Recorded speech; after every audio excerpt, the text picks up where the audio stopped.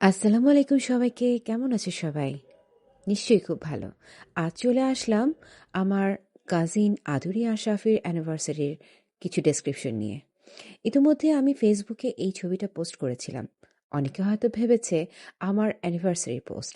না, না, আমি গিয়েছিলাম আমার কাজিন আদুরি আশরাফের সেকেন্ড ম্যারেজ অ্যানিভার্সারিতে। ওখানেই তোলা হয়েছিল ছবিটা। নিশ্চয়ই এবার সবাই বুঝতে পারছে। তাই চলো শুরু করে দেই আমার সেই ডেসক্রিপশন। কি হয়েছিল, কিভাবে এনজয় করেছিলাম। আর সত্যি খুব এনজয়েবল একটা মোমেন্ট ছিল। আন্তরিক উষ্ণ আতিথেয়তায় শুরু হলো অনুষ্ঠানটি। গিয়ে দেখা হলো সবার সঙ্গে। পেয়ে গেলাম আদুরি, শাফি, মামা, মামি। তুলেও ফেললাম ক্লিক ক্লিক করে কিছু ছবি। আসলে এই অনুষ্ঠানের মূল আকর্ষণ তো ছবি। যা হোক, এরপরে শুরু হলো খাওয়া দাওয়ার প্রোগ্রাম। বুফে অ্যারেঞ্জমেন্ট ছিল। আমরা একে একে করে একটু একটু করে শুরু করলাম। সবাই বলে শুরু করে দাও, কারণ বুফে খাবার তো আর একবারে শেষ করা যায় না, একটু একটু করে করতে হয়। তাই শুরু করে দিলাম খাওয়া দাওয়া। সবাই টুকটুক করে নিতে শুরু করলো। আর এর ফাঁকেও চললো ফটো সেশন। কিছু মজা, কিছু আড্ডা, গল্প, তাই শেয়ার করি সবার সাথে।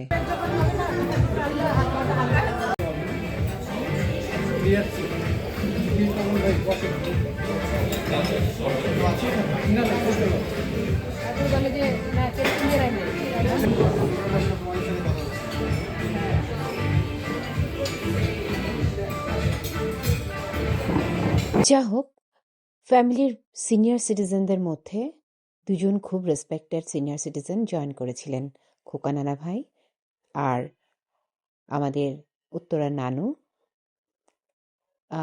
ওনাদের সাথে সময়টা খুব এনজয়েবল ছিল। অনেকদিন পর ওনাদেরকে দেখলাম। খোকা নানু অবশ্য আসতে পারেননি, উনি অসুস্থ ছিলেন। যা হোক, এর ফাঁকেও চলে গেল, শুরু হয়ে গেল ক্লিক ক্লিক করা। আসলে এই ছবিগুলোই স্মৃতির পটে রঙিন হয়ে থাকে। ফটো সেশন তো চলছেই। আমাদের নিজেদের ছবি, ফ্যামিলির ছবি, আদরের সঙ্গে ছবি, অন্যান্যদের সঙ্গে ছবি। একটু পরে ভাবলাম প্রায় প্রোগ্রামেই আদুরির মা অর্থাৎ আমার মামির সঙ্গে এবং আদুরির শাশুড়ি অর্থাৎ আমার আন্টির সঙ্গে বা আদুরির সঙ্গে আমাদের ড্রেসটা ম্যাচিং হয়ে যায়। যাই হোক, আজকে ওনাদের দুজনের সঙ্গে এই সুযোগটা মিস করলাম না। প্রায় কালার ম্যাচিং অবস্থায় শুরু করে দিলাম ছবি তোলা। এরপর শুরু হয়ে গেল কেক কাটিং সেরেমনি। আর এখানে কথা না বাড়াই ভিডিওর কিছু অংশগুলো শেয়ার করি সবার সঙ্গে।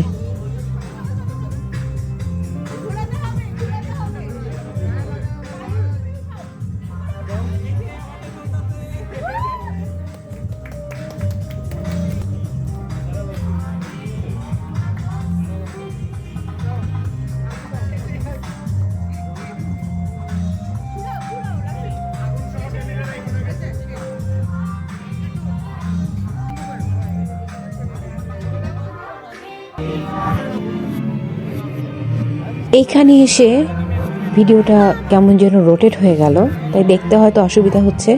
তাই ভিডিও স্ক্রিনটাকে একটু ঘুরিয়ে নিয়ে দেখতে পারলে সুবিধা হবে।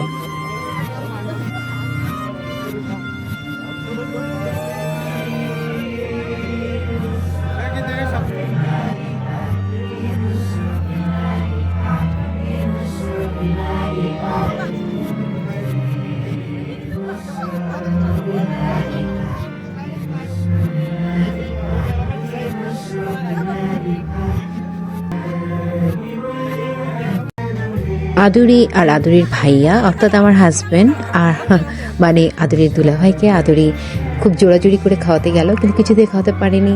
যা হোক, শুরু হয়ে গেল কেক কাটার প্রোগ্রাম।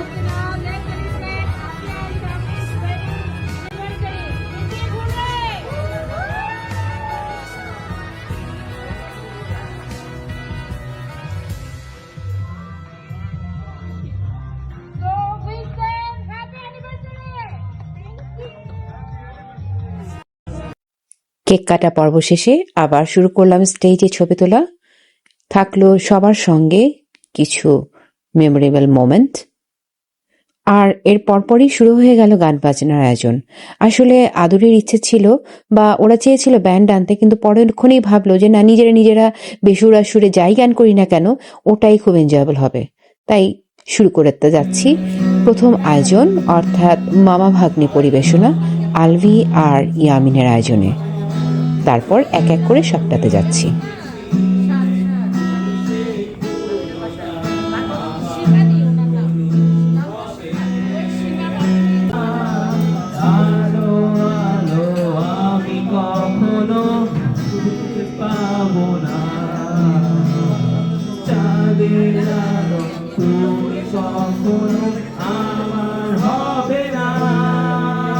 আসলে সবার পুরো গানটা দিতে গেলে হয়তো আজকে রাতটাই শেষ হয়ে যাবে, তাই গানের কিছু কিছু অংশ নিয়ে দিচ্ছি। এরপর এলাম আমার আয়োজনে।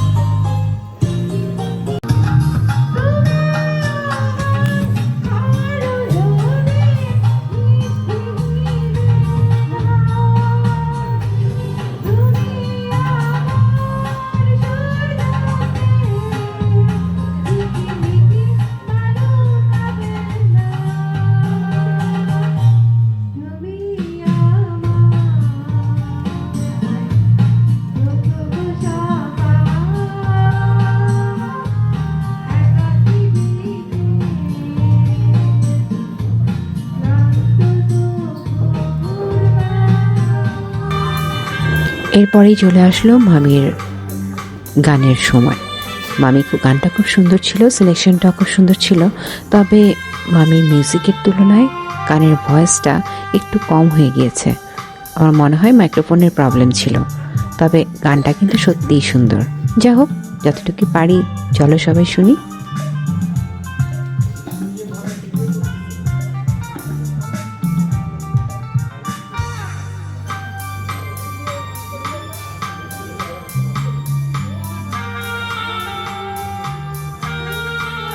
সামনে মামি।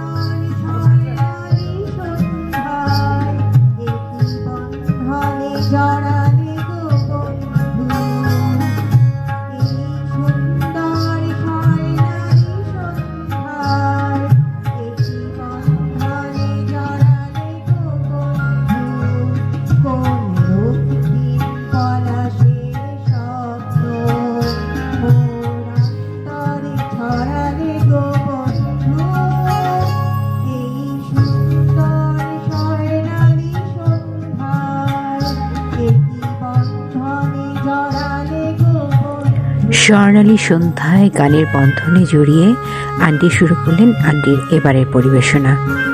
চলো তবে শুনে ফেলি।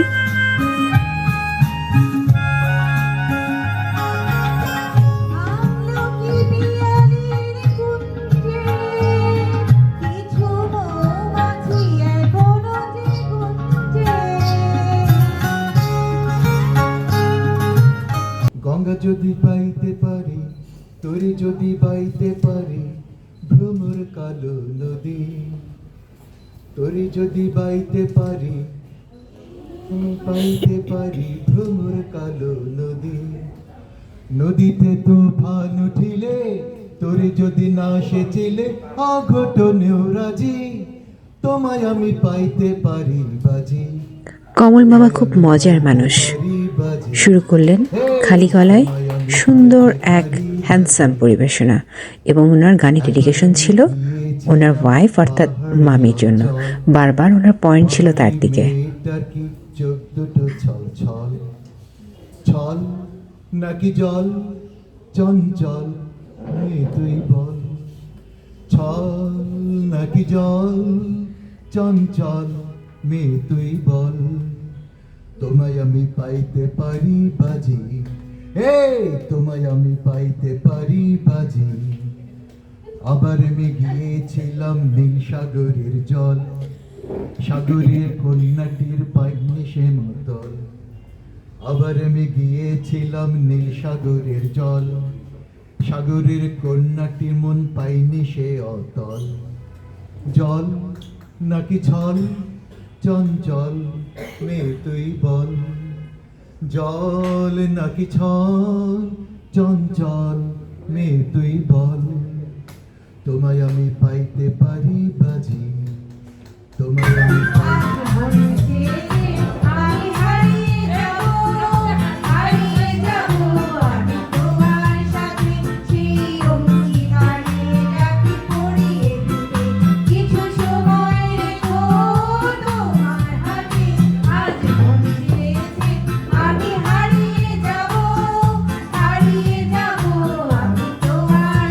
অনেকটা প্রশ্ন কমন পড়ার মতনই আন্টির গানের সঙ্গে আমার গানের সিলেকশন মিলে গেল, তাই নিজেই শুরু করলেন, সাথে আমিও জয়েন করলাম।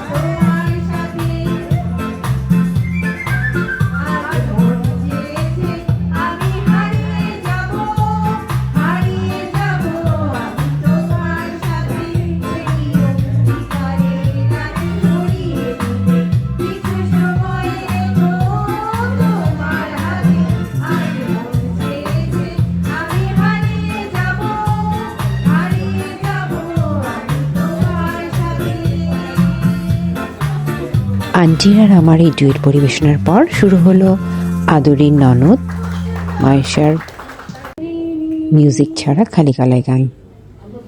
মায়া বলো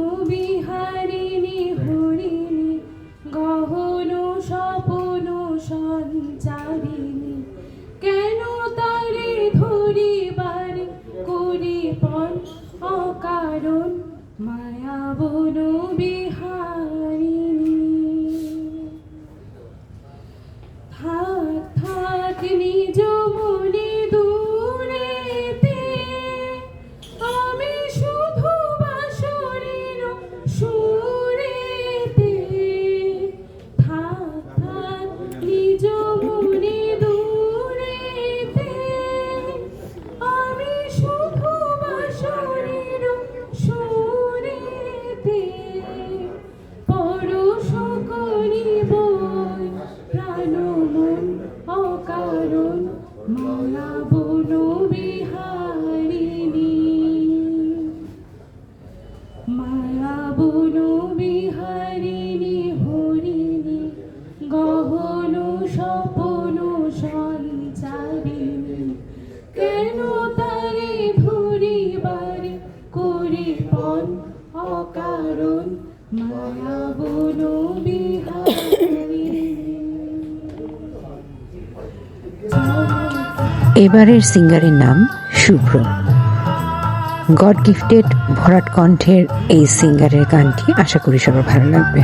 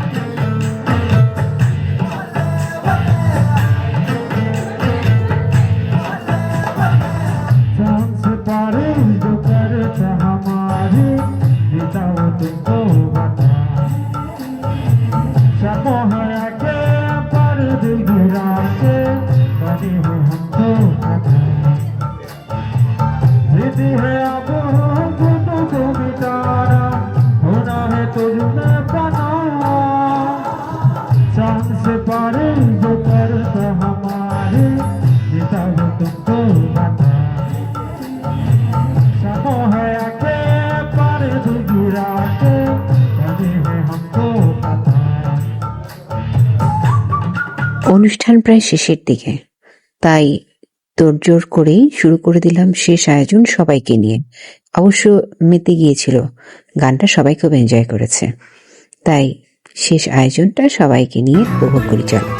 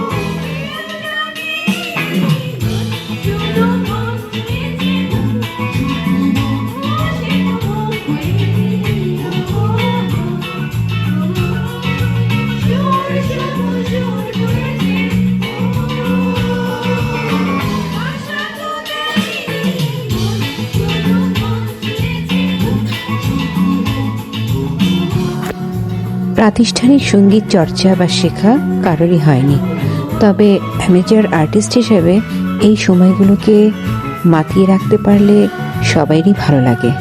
তাই কিছুক্ষণ সবাই আমরা একটু কিছুক্ষণের জন্য আনন্দ হারিয়ে গিয়েছিলাম। হতে পারে সুরে বেসুরে কাটানো কিছু সময়, তারপরও সবার মনোরঞ্জন এবং সবার এনজয়মেন্টটাই আমার কাছে এবং আমাদের কাছে গুরুত্বপূর্ণ ছিল। যা হোক, ভিডিওটা একটু দীর্ঘ হয়ে গেল, যদিও অনেক অংশ কেটে কেটে দিয়েছি। তারপরেও তবু এইটুকু ফ্রেমের মধ্যে পুরো আয়োজনকে বন্দি করতে পেরেছি, তাই ভালো লাগছে। সবশেষে বলি, আদুরি শাফির জন্য অনেক অনেক শুভকামনা। তোমাদের অ্যানিভার্সারি শতবর্ষ পূর্ণ করুক। আল্লাহ হাফেজ সবাইকে।